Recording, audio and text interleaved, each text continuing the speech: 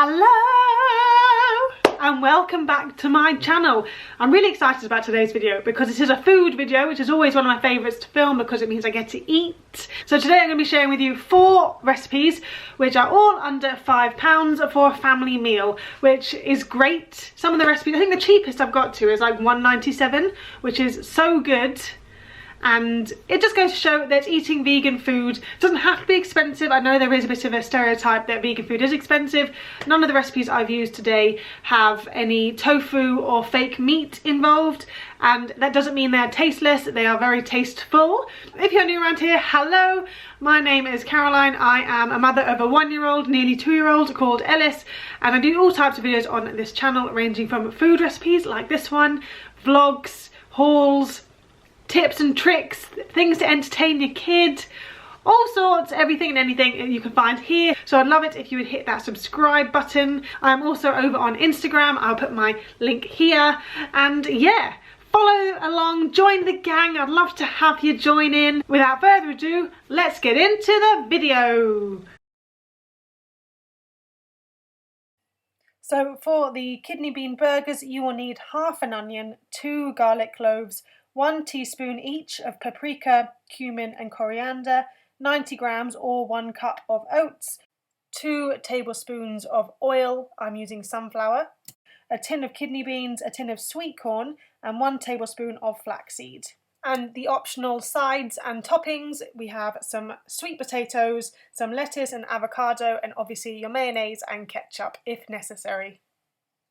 The total of all these ingredients is £1.97. So the first thing you need to do is drain and rinse your kidney beans, and also then drain your sweet corn, and then cut your half an onion into pieces and peel your garlic, and then just shove all your burger ingredients straight into the blender. If you prefer a more spicy burger, you could also add in a teaspoon of cayenne pepper or some chili flakes, but as I was giving these burgers to Ellis, who is 2, I didn't think a spicy burger would go down well, so I didn't bother adding that into this recipe. The flaxseed in this recipe will be used as an egg replacement. It helps bind all the ingredients together to make the burger. Also, flaxseed is incredibly good for you. It's filled with omega-3s and is a great antioxidant. The burger mixture is quite a thick mix, so it did take a little while to blend together.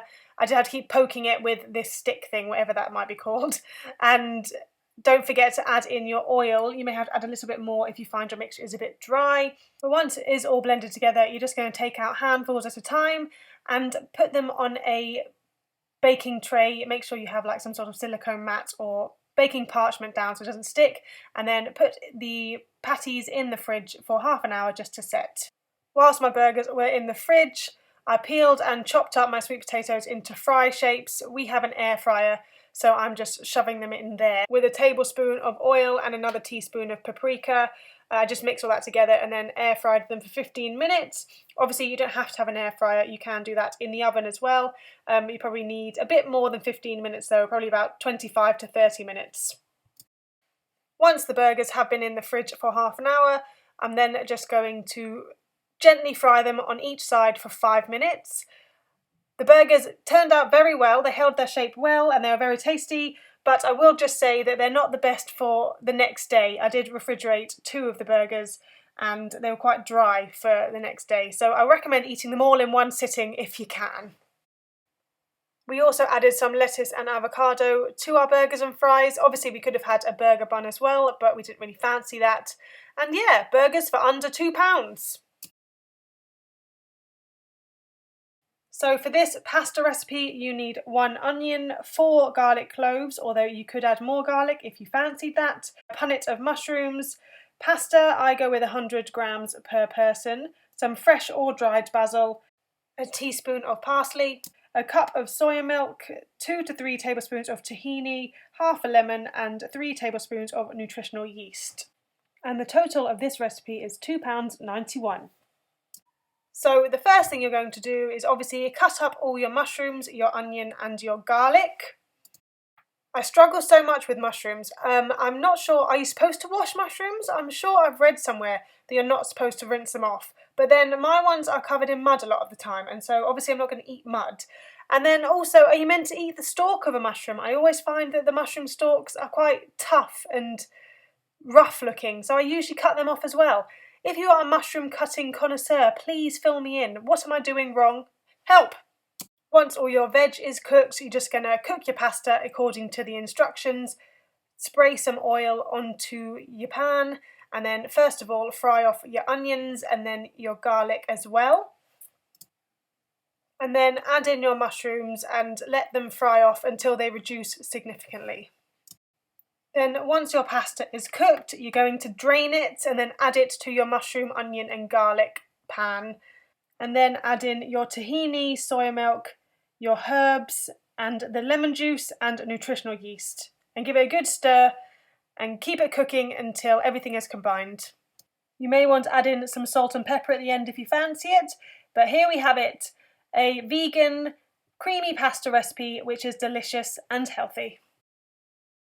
For the stir-fry sauce, you need a 1/4 cup of soy sauce, 1 tablespoon of syrup, a 1/4 cup of water and 3 tablespoons of peanut butter, and the rest of the ingredients are 2 garlic cloves, a broccoli, noodles, a bell pepper, a thumb of ginger, an onion and a carrot, and the total of this meal is £3.29. You could always add in some tofu as well if you wanted it, but obviously if I'd added that in, that would have gone over my £5 budget. Of course, the first thing you're going to do is cut up all your vegetables. I like to use a vegetable peeler with my carrots to get some nice carrot ribbons. I find it makes the meal a bit more different when you have ribbons instead of chunks of carrot in it. And can someone as well explain to me how you're meant to cut up a bell pepper? I see so many different versions of how to do it and I just don't know which way is the right way. I'm then going to mix my soy sauce, syrup, water and peanut butter into a bowl to make my stir-fry sauce. Don't worry that this looks a bit weird. The peanut butter doesn't dissolve properly in the bowl, but when you put it in the frying pan, it melts down with the rest of the food. So don't worry, because I did it first. And then in a frying pan, you're going to add in your ginger, your onion and garlic and just fry those together until they are soft. Add in your broccoli and give that a good stir for about 5 to 6 minutes until the stem is edible, not rock solid.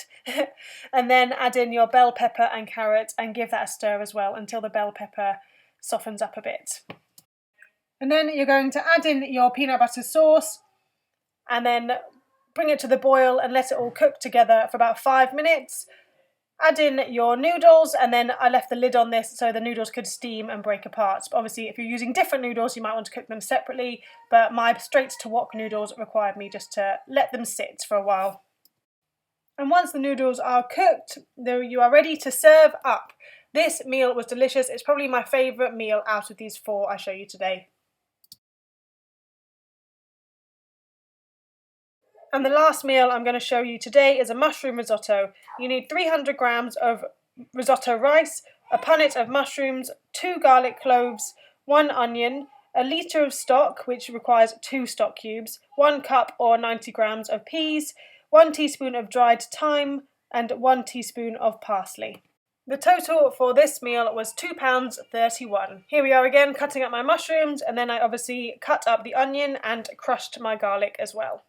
So in a pan, I'm just going to fry off the garlic for a couple of minutes and then add in the onion. And then once they both have softened up, I will add in my mushrooms and give them a good stir. Then after about 5 minutes, or until the mushrooms have softened, I add in my 300 grams of rice. And again, give it a stir until the rice starts to look a little bit translucent. Off camera, I have made my stock, but here you'll see me add 2 ladles of stock into the pan, and then I keep on stirring it until the stock has been absorbed, and pretty much I just repeat this process over and over and over again until the rice is fully cooked. 2 ladles of stock, give it a stir, give it a stir, give it a stir until it's all absorbed, and then 2 more ladles of stock. After about 10 minutes of doing this, I'll add in the frozen peas and the thyme and parsley. I've also added in a bit of pepper as well. And then, like I said, just keep on adding the stock and keep on stirring. I ended up adding a little bit more water as well after I'd used up all the stock, as my rice was taking a little bit longer to cook than I'd like. But once it's all done, the rice will be super creamy and you can then just serve it up. Risotto can take a little while to make, but it is worth it and it is super delicious. And I just added a little bit of vegan cheese on the top just to give it a bit more flavour. And that's it. Thank you so much for watching, guys. That was 4 recipes for under £5 for the whole family. Don't forget to hit that subscribe button if you fancy it, and I'll see you next time. Thank you. Bye bye.